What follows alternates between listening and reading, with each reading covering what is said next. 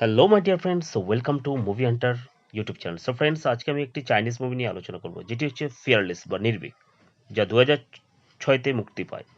মুভিটি পরিচালনা করেছেন রনি ইউ এবং প্রধান চরিত্রে অভিনয় করেছেন জেট লি, সান লি, নাথান জোন্স, সিদো নাকামুরা ও আরও অনেকে। চীনের তিয়ানজিন শহর, ছোট্ট একটি ছেলে নাম হুও ইউআনজিয়া। তার বাবা হুও এন্ডেই ছিলেন একজন বিখ্যাত মার্শাল আর্ট মাস্টার, কিন্তু বাবা কখনো চাইতেন না তার ছেলে মার্শাল আর্ট শিখুক, কারণ ইউয়ানজিয়া ছিল শারীরিকভাবে দুর্বল এবং অসুস্থ প্রকৃতির ছেলে। কিন্তু ছোটবেলা থেকে ইউয়ানজিয়া মনে ছিল একটাই স্বপ্ন দেখত, সে হবে তার বাবার মতো একজন মহান যোদ্ধা বা মার্শাল আর্টিস্ট। একদিন সে দেখে তার বাবা একটি প্রতিযোগিতায় জিতে আসছেন, সবাই তাকে সম্মান করছে। সেই দৃশ্য তার মনে আগুন জ্বালিয়ে দেয়, কিন্তু যখন সে বাবাকে বলে আমি মার্শাল আর্ট শিখতে চাই, তখন বাবা তাকে সরাসরি নিষেধ করে দেয়। কিন্তু ইউয়ান জিয়া হাল ছাড়েননি। সে লুকিয়ে লুকিয়ে বাবার ট্রেনিং দেখত এবং নিজেও প্র্যাকটিস করত। সময়ের সাথে সাথে ইউয়ান জিয়া বড় হয় এবং অসাধারণ দক্ষ যোদ্ধা হয়ে ওঠে। সে অনেক প্রতিযোগিতায় অংশ নেয় এবং একের পর এক জয় পায়, কিন্তু এই জয় তাকে অহংকারী করে তোলে। সে ভাবতে শুরু করে আমি পৃথিবীর সেরা যোদ্ধা। একদিন তার শহরে একজন বিখ্যাত নাম মাস্টার আসে। ইউয়ান জিয়া তাকে চ্যালেঞ্জ করে। তার মা তাকে অনুরোধ করে, বাবা, অহংকার করো না, মারামারি থেকে দূরে থেকো। কিন্তু ইউয়ান জিয়া কারো কথা শোনেনি। যুদ্ধ শুরু হয়। ইউয়ান জিয়া তার প্রতিপক্ষকে নির্মমভাবে পরাজিত করে এবং অপমান করে। এই অপমানের প্রতিশোধ নিতে প্রতিপক্ষের পরিবার ভয়ঙ্কর কাজ করে। একদিন যখন ইউয়ান জিয়া বাড়িতে ফিরে আসে, তখন দেখে তার মা এবং মেয়ে মৃত অবস্থায় পড়ে রয়েছে। এ দৃশ্য তার জীবন ধ্বংস করে দেয়। সে বুঝতে পারছে তার অহংকারই তার পরিবারকে মেরে ফেলেছে। সে মানসিকভাবে ভেঙে পড়ে। সবকিছু ছেড়ে ইউয়ান জিয়া পালিয়ে যায়। সে এক দুর্গ্রামে গিয়ে এসে অজ্ঞান হয়ে পড়ে। একজন অন্ধ মেয়ে এবং তার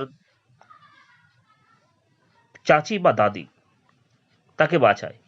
এই গ্রামের মানুষরা খুবই শান্তিপ্রিয় ছিল, তারা কখনো মারামারি করত না। অন্ধ মেয়েটি ইউনজিয়াকে যত্ন করে। সে তাকে বলে, জীবনের আসল শক্তি মারামারিতে নয়, শান্তিতে। ধীরে ধীরে ইউনজিয়ার মন পরিবর্তন হতে থাকে। সে কৃষিকাজ শুরু করে। প্রথমবার সে বুঝতে পারে জীবনের আসল মূল্য কি।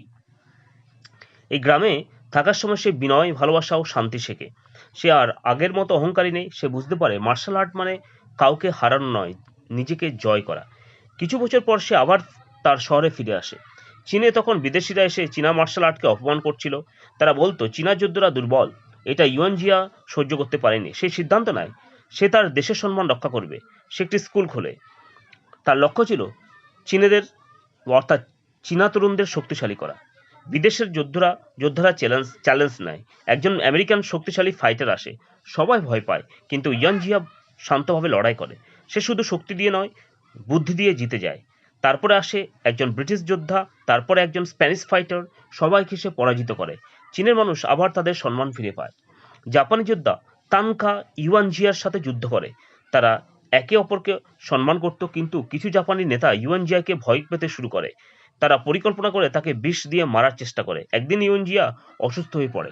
ডাক্তার বলে তোমাকে বিষ দেওয়া হয়েছে, কিন্তু তবুও ইউয়ান জিয়া লড়াই চালিয়ে যাওয়ার সিদ্ধান্ত নেয়। শেষ লড়াইয়ে সে জাপানি ফাইটারের মুখোমুখি হয়। সে জানতো সে মারা যাবে, কিন্তু সে লড়াই করে। শেষ পর্যন্ত সে জিতে যায়, কিন্তু তার শরীর আর সহ্য করতে পারে না। সে ধীরে ধীরে মারা বা মৃত্যুর দিকে ঢলে পড়ে।